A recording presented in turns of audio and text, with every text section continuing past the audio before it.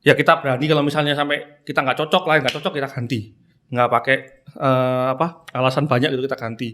Itu yang diomong no drama guys. Ya.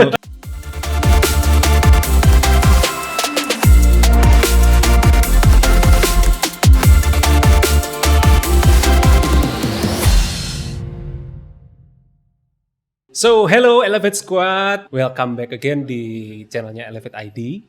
Bersama aku Frankie Kanugroho dan sekarang ini kita ada di segmen Ruang Kreatif.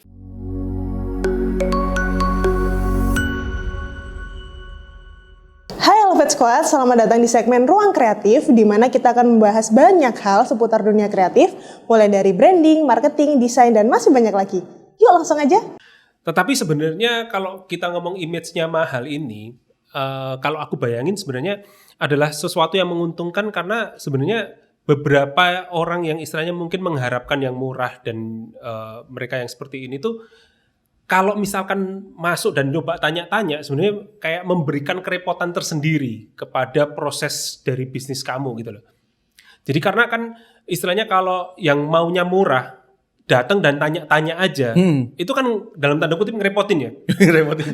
Jadi sebenarnya orang yang sudah tahu kalau namanya mahal, mereka sudah tahu bahwa mereka akan menghadapi itu gitu loh. Iya. Jadi sebenarnya sudah menseleksi, ya kalau aku bilang market yang memang nggak sesuai akan tersisi sendiri. Betul. Itu betul. Karena sampai sekarang kan sibuk banget kan bro ya. Masih ramai. Terus Puji Tuhan. secara ini ya. Dan kalau boleh tanya lagi gini, berarti dengan semuanya ini sebenarnya strategi marketing yang kamu terapin ini di Ramayana ini apa sebenarnya? Kalau kita sih, Apa bedanya dengan printing lain sebenarnya? ya itu kalau kita sih tetap prioritasnya di hasil dan waktu sih. Nomor satu tetap itu hasil dan waktu. Jadi ya kita berani kalau misalnya sampai kita nggak cocok, lain nggak cocok kita ganti. Nggak pakai alasan banyak gitu kita ganti. Itu yang diomong no drama guys. Iya, no drama. Jadi maksudnya nggak No drama ya. pembelaan. Cuma kita kasih penjelasan. Kadang-kadang kita ada human error, kadang-kadang ada mesin error kayak gitu-gitu. Karena hal-hal teknis bisa terjadi ya. Bisa. Tetapi garansinya ini kan sudah istilahnya kadung diomong ya. Jadi Iya. istilahnya ya kita kasihin penjelasan. Kadang-kadang klien bisa ngerti, bisa enggak ya bro? Iya, ada yang nggak bisa ngerti, ada yang bisa nggak. Yang penting tapi kita kan tanggung jawab. Itu tanggung jawab. Soalnya kita bicara soal mesin tuh kompleks Bu. Nah gimana tuh? Misalnya kalau soal mesin ya, itu kita kadang-kadang mesin kita juga ya bisa jelek, bukan nggak bisa jelek. Namanya kan mesin ya. Makanya kita butuh input dari klien juga gitu. Kadang-kadang kalau klien nggak cocok, ya kita introspeksi diri apa yang kurang kayak gitu-gitu. Nah apakah kalau kita bicara termahal tadi berarti kalau di Ramayana kita itu pasti akan mendapatkan mesin terbaik sebenarnya? Hasil Terbaik ya? Hasil. Kita nggak jarang bilang mesin sih. Karena sebenarnya kalau marketnya sendiri diomongin mesin ini mesin itu juga mereka nggak bakal ngerti somehow ya? Nggak ngerti kan ya? Somehow nggak ngerti merek mesin ini, mesin itu nggak ngerti. Jadi makanya kita jarang sih bilang mesin, kita bilang hasil aja. Yes. Dan so far selalu puas sih sebenarnya kalau klien-kliennya. So far ya pasti nggak mungkin kita bisa muasin 100 semua orang ya, nggak mungkin. Tapi so far sih puji Tuhan puas ya, kebanyakan puas. Iya. Tapi kalau kita ngomong soal kecepatan ya, Iya. kecepatan dan kalau kita ngomong harga murah, sebenarnya kan mulai ya bermunculan printing-printing yang lain Iya. yang istilahnya secara langsung maupun nggak langsung jadi pesaing. Nah, apakah yang seperti ini so far di dalam perjalanan Ramayana juga istilahnya ngegrogotin marketnya Ramayana juga nih bro? Pasti ya. Pasti kalau ngerogotin ada. Cuma ya sesignifikan apa sih? Sejauh ini sih belum signifikan. Nggak ada, ya nggak signifikan gitu ya. Sejauh ini. Jadi pertama kali saya kerja, terus kita setiap kali ngelihat ada saingan kompetitor. Waktu saya kuliah, Gimana itu saya sempat survei. Waktu itu di skripsi saya kan, saya sempat survei kompetitor sekeliling saya. Oh, Banyak, belasan. Radius 5 km. Radius 5 km, which is yang dimaksud di sini adalah kompetitor yang head to head atau enggak? Yang head to head ya. Kalau nggak head to head banyak lagi. Itu yang head to head dalam artian saya punya mesin yang di atas 2M. Wah, Gitu. oke. Mesin besar ya, itu belasan. Dan mereka jual lebih murah daripada Ramayana Yes, anyway. jual lebih Dengan mesin yang sama, dengan investasi yang sama. Iya, tapi gini, kebanyakan mesin kita memang sih, kebanyakan dari mesin kita itu kita pertama. Jadi kebanyakan ya nggak semua, tapi kebanyakan itu kita selalu yang pertama. Oke. Jadi kita kepingin jadi market leader kayak mulai gitu awal. Nggak semua tapi ya kebanyakan. Ya karena kalau kita ngomong kualitas dan kita ngomong inovasi, mengadopsi mesin awal-awal itu sebenarnya adalah sebuah momen yang memang dinanti-nanti juga ya. Iya. Karena itu apa namanya mengeruk keuntungan awal-awalnya ketika punya mesin pertama itu kan something banget ya bro ya. Iya, tapi susah aku punya mesin pertama. Mengenalin gitu. Iya, ngenalin terus ya itu balikin modal. Balikin modal. Susah kan awal-awal masih mahal. Iya. Kita digital tuh punya gini. Jadi mesin digital tuh kita nggak bisa berhenti ngikutin. Tidak bisa berhenti ngikutin. Iya. Mau nggak mau mesti ngikutin terus. Mesti ngikutin karena teknologi kan terus berubah. Dan mesin itu mesti setiap mungkin 10 tahun udah nggak ada kontrak. Berarti mau nggak mau sebelum 10 tahun mesti BEP dulu dong. Harus. Dan ketika kita beli kembali harga yang baru udah lebih mahal. Bisa 2 kali lipat. I see. Nah, yang di sini aku jadi penasaran. Jadi kalau dulu Ramayana menjadi yang pertama, kemudian ada yang ngikutin beli mesin yang sama dengan harga yang kurang lebih sama, dan mereka jual dengan harga yang lebih murah. Kapan BEP-nya? Jadi ya itu strategi. Jadi kalau mereka mungkin strateginya quantity. Jadi kita main quantity gitu. Kalau kita kan mainnya lebih quality. Jadi jumlahnya pasti lebih banyak mereka sih. Kalau oplahnya pasti kalah saya sama mereka, banyak mereka. Tetapi ya karena tadi harganya tinggi, sebenarnya istilahnya bisa diadu sebenarnya dari quantity dan quality ini jangan-jangan bisa-bisa malah dapatnya lebih daripada yang jual quantity ya. Nah itu saya juga nggak tahu kalau itu. Cuma ya kita sih selama ini kayak gitu strateginya sih. Iya. Digital capek Pak, jadi kita digital harus terus ngikutin.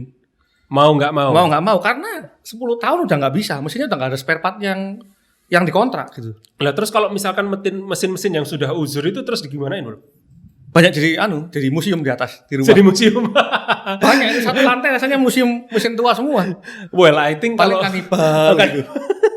I think kalau kayak gitu itu berarti Ramayana yang sudah 45 tahun ini bisa buka museum digital print. Soalnya ya gimana ya udah jual ya udah nggak ada harganya.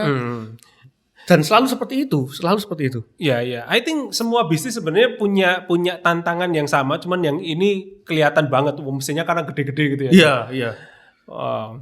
Jadi makanya nggak ada. Kalau saya sih bilang ya, kalau saya bilang intermezzo sih. Yep. Kita itu kerja nggak ada yang susah. Kenapa? Nggak ada yang gampang sorry. Kenapa? Kenapa kita kerja nggak ada yang gampang? Karena kalau di agama saya kan Adam dan Hawa sudah dalam dosa, kita suruh kerja. Jadi gimana mau gampang gitu. Jadi kalau kita mau nyalain Adam itu kenapa makan buah? Kalau gitu kita kan santai-santai di Taman Eden. Iya. Jadi ya, memang disuruh kerja. Memang suruh kerja, nggak ada yang gampang. Jadi kita mau kerja apapun juga pasti punya tantangan sendiri-sendiri. Gitu. Yap. Saya juga pernah sempat nyerah gitu. Maksudnya kayak, kerja jasa gini capek. Pernah suntuk bro? Sangat pernah. Saya mau pergi aja gitu. Udah, sempat mau pergi. Saya pernah, kakak saya pernah. Jadi semua pernah ngalamin hal yang sama. Karena capek Pak kerja jasa Pak. Nah kalau misalkan kayak gitu ya udah capek tapi ya so far kan tetap terus menghasilkan juga. Iya. Nah apakah Ramayana yang sekarang ini itu adalah Ramayana yang sudah ideal di mata Bro Andre? Atau Bro Andre punya sebuah visi lagi ke depan Ramayana mau dibawa kemana nih? Kalau ideal kita nggak pernah puas ya, pasti kita pengen lebih maju, mesin lebih lengkap gitu ya. Cuma ya so far sih udah oke sih ini. Cuma memang kalau kita namanya kita idealis ya masih muda, kepingin mesin yang lebih banyak lagi, mesin lebih canggih lagi gitu. Pernah nggak kepikiran, istilahnya kan Ramayana ini the one and only ya di Surabaya di Dharma Wangsa itu. Iya. Pernah kepikiran buka cabang gitu bro? Pernah. Cuma setiap kali saya mikir buka cabang itu investasi besar lagi, investasi manusia besar lagi. Investasinya double langsung double lagi, terus kita mesti pakai tenaga kerja lagi, terus kita mesti bagi waktu lagi di sana dan di sini susah gitu. Karena jasa ini ya itu yang saya bilang 100 klien 100 permintaan, jadi terlalu complicated gitu. Oke, nah ini aku jadi penasaran juga. Jadi kalau misalkan, jadi bisnis itu kan kalau ngembanginnya itu ada yang melebar kanan kiri, ada yang ke dalam, ya kan. Dan ini kalau Ramayana yang seperti ini nih mau buka cabang kan susah. Iya. Berarti mau nggak mau kan memperdalam nih, bukan ke kanan kiri tapi memperdalam. Iya. Nah, apakah dengan strategi memperdalam ini terlepas dari istilahnya per tahun kita punya inflasi gitu ya? Iya. Apakah Ramayana from years to years itu ada selalu peningkatan yang signifikan nih, Bro? Sebelum corona mungkin ada peningkatan tapi nggak signifikan ya. corona semua sih pasti turun ya. Ya corona semua kita jangan dihitung. nggak usah dihitung wes. Jangan dihitung. Ini ya. Kalau sebelum corona sih ada peningkatan ya, tapi nggak signifikan ya, sedikit tetap kita berusaha untuk meningkat terus sih. Ya. Cuman gini, kayak teknologi ini kan semakin banyak ya, mesin semakin macamnya banyak gitu. Sometimes kita invest di mesin-mesin baru-baru itu juga kita nggak untung, rugi. Gitu. Wow, tapi tetap berani investasi loh. Mau nggak mau. Karena kita udah terlanjur nyemplung gitu. Committed. Dan Jadi sebenarnya statusnya Ramayana becoming apa yang kalau aku bilang sih the best in quality, itu mau nggak mau harus menuntut ke sana juga. Betul. Padahal nggak semuanya untung, ada yang rugi. Nah, ketika dihitung rugi itu terus gimana bro? Hitung-hitungan secara bisnisnya terus gimana tuh? Ya terpaksa ya tambah sulam. Jadi ada yang untung, ada yang rugi, pasti kan gitu. Cuma nggak semua mesin yang kita invest, yang kita pikirkan semua berjalan dengan baik. Nggak semua mesin. Ya. Tapi saya bisnis semua punya resiko gitu. lah ya. Resiko. Bisnis punya resiko. Gitu. Kita beberapa kali juga salah beli mesin. Gitu. Oh, happen juga. Salahnya karena salah menilai atau nggak nyangka pasarnya nggak sebesar itu. Oke, ternyata nggak terlalu bisa kerja nih mesin gitu ya. Jadi mesinnya bisa kerja, tapi nggak ada pasarnya. Nah, kalau misalkan seperti itu, bukan nggak ada pasarnya, maksud pasar saya mungkin yang nggak kesana. Nggak kesana gitu ya. Karena Ramayana sudah punya jalurnya sendiri juga sebenarnya. Jadi bertambahnya mesin itu kadang-kadang memperkaya layanannya juga ya. Layanannya. Tapi ternyata belum tentu diminati. Belum tentu. Kadang-kadang memperkaya layanannya juga memperbanyak pusingnya. Gitu. So far sebagai second generation bro, apa yang dipelajari dari first gen, dari papa mama ini ketika kita ngomong? Banyak ya, kayak jangan orang tua memang tetap penting sih. Karena mereka memang mungkin makan asam garam lebih baik daripada kita ya. Iya. Sometimes kita jadi perdebatan nih, misalnya kayak kita ngerasa orang tua itu nggak update. Selalu kalau anak muda kan pasti kan gitu ya. Selalu. Zamannya apa gampang, bosnya cuma berapa orang aja kan. Kalau sekarang tumbuh terus setiap tahun masih ada. Tapi papa saya masih jawab, zaman dulu emang makan pakai sendok. Nggak pakai sendok. Sama Dia bilang sama. Jadi zaman dulu punya kesusahan sendiri, zaman sekarang punya kesusahan sendiri. Bener. Tapi ada garis besarnya yang orang tua selalu ngasih gitu loh. Pejangan itu selalu ada. Kayak ya pokoknya kita tetap harus jaga kualitas. Tetap sama kan dari zaman dulu sampai sekarang jaga kualitas kan pasti. Jaga waktu, kecepatan kayak gitu-gitu masih tetap ada. Iya. Dan sometimes kita kepingin mesin A, mesin B, papa saya nggak setuju sebetulnya. Itu benar terjadi. Setelah kita ngelawan ternyata juga benar ngomongannya papa gitu. Ini menarik itu karena kadang-kadang parents, orang tua atau sepuh yang sudah di bisnis ini sebelumnya, dia itu punya gut feeling atau insting itu melebihi sensingnya teman-teman generasi kedua ini. Betul. Makanya ya saya bersyukur lah, maksudnya masih punya orang tua yang masih membimbing kita kesannya gitu. Kalau kita di lost dari awal itu mungkin bisa lebih gawat gitu. Iya. Tapi so far ketika menjalani ini semua, prestasi apa yang menurut Bro Andri ini selama ini so far ketika ngelanjutin ini menjadi kebanggaan tersendiri buat Bro Andri? Kalau kita sih ya kita bangga kalau hasilnya bagus, kita ciptakan bagus tuh kita bangga gitu. Terus kayak kita apa ya? Kalau kita sih mungkin konsennya lebih di A3 ya. Jadi A3 kita fokus di printing A3 itu. Kita sering ciptain buku-buku yang menurut kita bagus, kita seneng gitu. Kayak ya itu kayak kalau seorang kreatif itu masterpiece-nya sih sebenarnya. Iya. Kita seneng banget kalau ciptain buku yang bagus gitu. Hasil yang bagus. Soalnya kita kepuasan tersendiri sebenarnya. Saya sering tuh kayak debat sama kayak orang staff saya gitu, misalnya kayak catat sedikit gitu ganti. Loh, padahal kliennya nggak komplain loh. Tapi saya yang suruh ganti. Ini kliennya nggak komplain, diganti sendiri. Iya, anak-anak itu sering begitu. Klien nggak komplain, kuku sing cerewet gitu. Wow. Tapi ya kita idealis, jadi kita memang ngelihat kalau kita lihat sendiri nggak bagus ya kita ganti. Jadi nggak usah nunggu klien komplain lah, apa komplain enggak. Tapi memang kita pun ke Ramayana itu beli idealisnya Ramayana. Ya, jadi ya itu karena idealisnya di situ kita. Saya sama kakak saya sama sih. Sama juga ya. Sama. Nah, ini unik dan kalau aku ngomong sih aneh sebenarnya. Karena kan sebenarnya Bro Andri dan kakaknya ini kan bukan kalau kita ngomong printing mah nggak ada ya kuliahan itu jurusan printing gitu ya. Nggak ada. Dan bahkan jurusan lain ya waktu itu. Kalau percetakan kayaknya ada.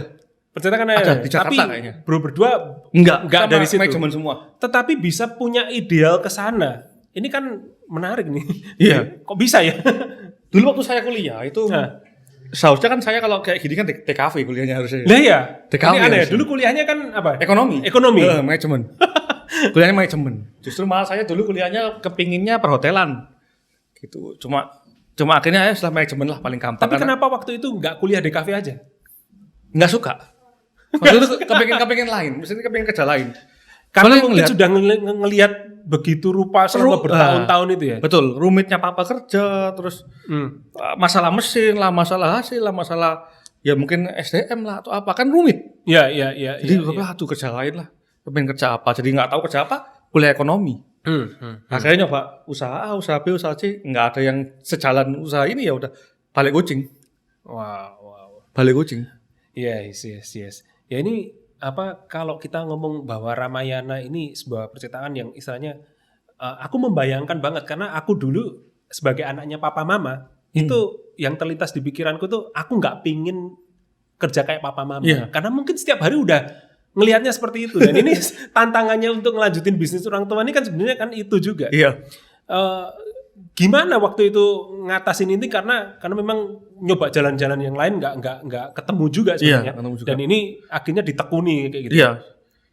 Ngatasin jadi kayak ya kalau saya sih ngalir ya maksudnya kayak sambil nyoba yang lain saya juga ngejain ini gitu. Memang mungkin nggak konsen jadi harusnya kan lepas betul-betul terus nyoba yang lain gitu. Iya. Saya waktu itu kan enggak. Jadi cuma sambil ngejain ini nyoba yang lain. Nyoba yang lain. Jadi Kalau sekarang sudah full udah, ya. Udah hampir nggak ada yang lain sih. Saya udah hampir nggak Ya ada yang lain tapi yang nggak mengganggu lah. Kayak jualan-jualan yang nggak mengganggu. Iya. Tapi ini ya istilahnya jadi main-nya. Iya, Kalau jadi main-nya. dulu ini cuma sambil Iya aja. sambil aku cari kerjaan lain. Iya. Wow, menarik. Ramayana sudah menjadi best. I don't know. Pada waktu itu sudah menjadi the best ini sudah 45 tahun ini atau menurut bro mulai kapan sih sebenarnya Ramayana ini dikenal sebagai yang mengupayakan kualitas yang terbaik ini sebenarnya mulai dari kapan sebenarnya? Ya harusnya dari zaman papa yang Dari zaman papa ya. Itu pun sudah komitmen to Udah. quality. Ya kalau papa sih memang harus kualitas, mesin harus prima kayak gitu. Jadi memang udah DNA-nya memang seperti itu ya. Dan kalau kita ngomong branding ya, sekarang Ramayana ini secara branding ini mau diarahkan kemana lagi nih bro? Ya kita pertama tetap sedemikian rupa, cuma keduanya mungkin kita ngelengkapin terus ya, jadi jangan ketinggalan itu aja sih. Simpel aja, ngelengkapin terus kadang ketinggalan gitu. Karena kalau kita melihat di printing lain juga belum tentu berani juga untuk terus menginvest lagi ke mesin-mesin baru juga ya. Iya. Ada yang nggak berani juga, tapi gini ya kadang-kadang kita ada susah ngomong. Saya pernah punya mesin itu. Ya, aku bilang sih apa ya berkat Tuhan ya. Jadi mesin saya ini harusnya nggak bisa keluar spek kayak gini. Oke. Tiba-tiba mesin saya bisa keluar. Kok aneh? Nah itu. Makanya aku bilang ya pertama kalau apa suksesnya kita apa? Blessing. Kalau menurut saya ya blessing. Misalnya orang-orang bilang wah kamu terlalu apa gitu. Tapi menurut saya ya memang blessing karena kejadiannya itu banyak. Mesin itu nggak masuk akal. Spek kayak gini. Raster 5% misalnya itu waktu itu. Raster 5% nggak bisa keluar di spek mesin. Di spek mesin nggak bisa keluar? Nggak bisa keluar. Jadi raster waktu itu kalau bisa keluar di spek mesin cuma 8 ke atas atau 10 gitu ya. Aku lupa sih detailnya gimana. Tapi yang punya aku tuh harusnya nggak bisa keluar. Tapi di mesinku tok keluar. Wah, ini bahkan di masalah alat ini miracle happen. Happens, bener. Jadi dijelasin ya susah gitu. Bukan kita ngotek-ngotek atau apa. Enggak, memang kayak gitu tiba-tiba keluar hasilnya. Sambil ya kita memang maintain terus ya, tapi itu spek harusnya nggak keluar tapi bisa keluar. Nah, kalau gitu beberapa pertanyaan terakhir bro. Menyikapi dunia digital yang semakin menggila ini, ini confident levelnya Ramayana untuk mengiringi dari zaman ke zaman ini seperti apa? Kalau kita ngomong digital kan berarti sudah semakin banyak yang tidak tercetak dalam tanda kutip. Iya betul. Nah, menyikapi ini gimana? Nah, kepikiran nggak ini? Ini menarik sih. Ini terjadi perdebatan antara saya dan kakak saya. Oh ya? Iya betul. Jadi kalau menurut kakak saya nggak akan bisa tergantikan kertas. Saya termasuk yang justru malah pesimis loh. Oke. Kegantikan kok ini, semua tergantikan teknologi. Misalnya ya, orang langganan saya cetak buletin.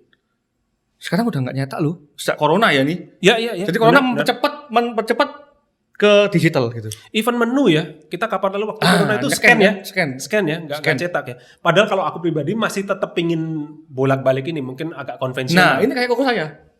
Kalau koko saya jawabnya gitu. Dia jawab akan balik lagi gitu kan. Pasti akan balik lagi. Orang tuh pasti kangen kok megang kertas. Pasti kangen megang kertas dan ada feel yang nggak bisa digantikan oleh kita baca daripada kita melihat handphone. Yes, memang. Makanya kan terlepas aku nggak ngerti ya kalau kita ngomong penerbit buku dan sebagainya ini kan memang sudah banyak beralih ke digital. Ya, digital. Tetapi tetap juga sebenarnya experience ketika baca buku in real, paper gitu, itu nggak tergantikan. Memang. Betul. Kita juga produksi banyak buku. Buku itu buku custom. Jadi buku custom orang tuh menulis buku dicemak. Jadi ya apa? Misal mereka iseng-iseng nulis novel atau apa gitu. Mereka cetak di kita. Satu pun nggak apa-apa. Satu biji aja. Jadi kayak dia cetak di kita dengan kualitas kayak di toko buku. Itu cuma 1 biji. Kita kan bisa. Iya. Dan bagus sih. Trust me, itu bagus kalau cetak di. Jadi dia tetap ngerasa feel-nya buku tetap ada. Nah aku bilang kok kayak gini aku udah mulai down waktu kemarin itu. Kayak madu majalahku habis gitu. Bulletinku sing rutin dia aku habis. Yep. Dan dulu sering zamannya free magazine ya, ingat nggak? Iya. Habis semua klien saya yang free magazine. Wah, motong berapa persen ini dari omset? Termasuk saya sendiri bikin free magazine, tutup juga. Udah nggak pernah nerbitin lagi. Enggak, karena ya itu keganti oleh teknologi. Saya juga sempat makanya itu down. Cuma yang pokok saya bilang ya nggak ada yang tergantikan kertas. Kayak misalnya kita ngeprint ya, di beda-beda kertas itu feel-nya juga beda-beda loh. Memang. Sangat beda. Karena kita manusia ini salah satu sense-nya kan perabaan kita ini. Iya. Yang which is itu banyak terwakili dengan apa yang kita sentuh, which is kayak menu, buku. Ya betul. Kan? Terus di mesin saya itu kompetitor yang lain juga jarang yang punya kayak mesin kayak saya ya. Itu di kertas, setiap kertas tuh dia akan menghasilkan hasil yang beda. Tapi di mesin yang lain kebanyakan tuh setiap kertas mau apapun hasilnya mirip. Itu teknologi sih, teknologi. Ini teknologi lagi ya. Jadi kalau kita printernya lebih meresap ke kertas. Jadi kertas beda-beda, hasilnya akan beda-beda. Wow. Gitu. Sampai segitunya sebenarnya. Bahkan awam pun even desainer pun kadang-kadang nggak ngerti loh gini-gini. Nggak ngerti. Misalnya paling gampang ya ngeprint HVS di kita aja, ngeprint HVS warna di kita. Itu loh di tempat lain ngeprint HVS ya udah kayak gitu-gitu aja. Tapi di kita bisa merasakan beda loh HVS. Kayak kertas import. Wow. Padahal sama-sama HVS. So far selama menangani dunia printing yang begitu rupa, ada nggak tips untuk teman-teman desainer yang mau ngeprint ini mesti memperhatikan apa aja sih?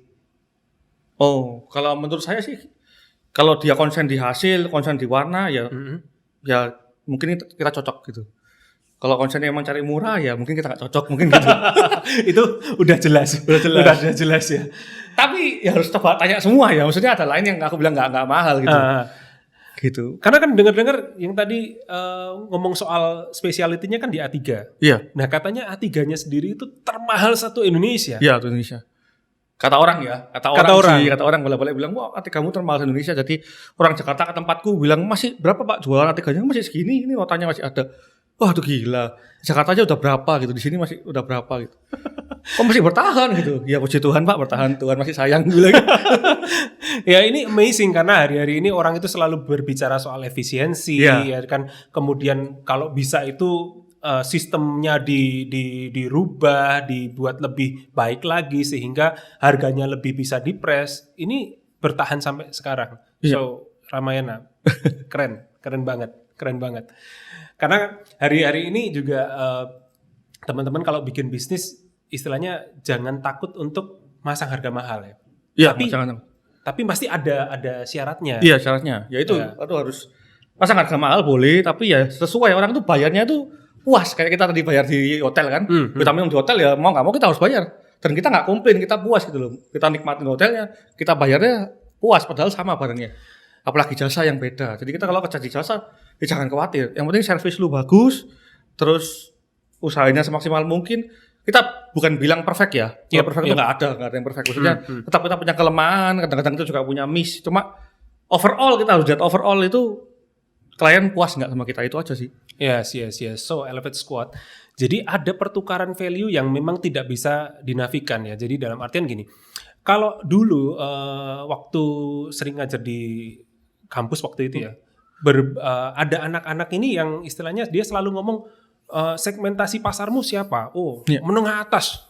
Pikirnya menengah atas ini sebenarnya simpelnya adalah dia pingin bisa jual harga yang mahal. Dengan harga yang mahal dia bisa dapat margin yang tinggi. Without knowing, kalau kita menyasar segmen yang seperti itu, ini tuntutan dan kalau bisa aku bilang dalam tanda kutip, cerewetnya minta ampun. Betul. Itu benar sekali, cerewetnya minta ampun pasti. Jadi istilahnya Ramayana sendiri dengan memasang seperti itu, yang datang ke Ramayana pasti yang cerewet-cerewet. Betul. Cerewet dalam tanda kutip ya. Cerewet dalam tanda kutip ya. Dalam tanda kutip. Jadi kayak, waduh sering banget lah kayak gitu. Kalau itu udah makanan hampir sehari-hari. Jadi kalau secara dokter itu memang dokter spesialis kalau Ramayana ini ya. Iya, spesialis kronis. Spesialis penyakit kronis. Jadi kalau misalnya udah warna susah gitu, kita sering banget warna susah. Kalau cetakan ya kita sedikit aja warna susah. Hijau, ungu, coklat. Yang abu-abu. Mixing warna-warna itu ya. susah. Abu-abu tapi yang campuran 4 warna CMYK itu susah. Waduh. Susah banget. Itu biasanya kalau dulu aku masih berkutat di situ, itu biasanya ada istilah galer itu. Abu-abu itu selalu ada kayak apa ya, garis-garisnya yang. Iya betul, namanya galer. Bencekno banget ini sebenarnya secara kalau sampai galer masih ada tapi kita berusaha seminimal mungkin. Iya. Yang which is kalau di mesin yang lain atau bahkan di mesin yang sama di tempat lain kadang-kadang galernya lebih parah. Iya, kadang-kadang lebih parah. Ini soal teknisi juga menentukan berarti ya. Teknisi terus juga ya perawatan menentukan. Yes. So Elevate Squad, hari ini kita sudah ngomong panjang lebar dengan bosnya Ramayana sendiri, yang kita tadi bilang bahwa Ramayana ini tempat printing yang paling bagus tapi memang paling mahal. Jadi konsekuen sebenarnya ya. Konsekuen karena ngomong paling mahal dijawab dengan kualitas yang paling baik. Dan itulah brand kalau kita ngomong integrated ataupun kalau kita ngomong integrasi dan kemudian kita ngomong integrity, yang diomong sama yang dilakukan sama. Dan itulah yang I think membuat Ramayana sampai hari ini masih bukan cuma survive tapi terus striving untuk next coming season yang akan lebih baik dan lebih baik lagi. Yeah. Wow. Nice. So that's all for today dengan Ruang Kreatif di sini dengan Frankie juga. Semoga konten-konten ini bermanfaat untuk teman-teman dan sampai jumpa di konten berikutnya. Bye-bye. Thank you udah nonton Elevate Podcast sampai habis. Kalau ada topik atau hal-hal yang ingin kita bahas bisa share di komen ya. Dan jangan lupa untuk dukung kita terus biar kita semangat nih untuk bikin konten yang bermanfaat dan pastinya menghibur. Dengan like, komen, dan subscribe. Oh ya, jangan lupa untuk share ke teman-teman kalian ya. See you!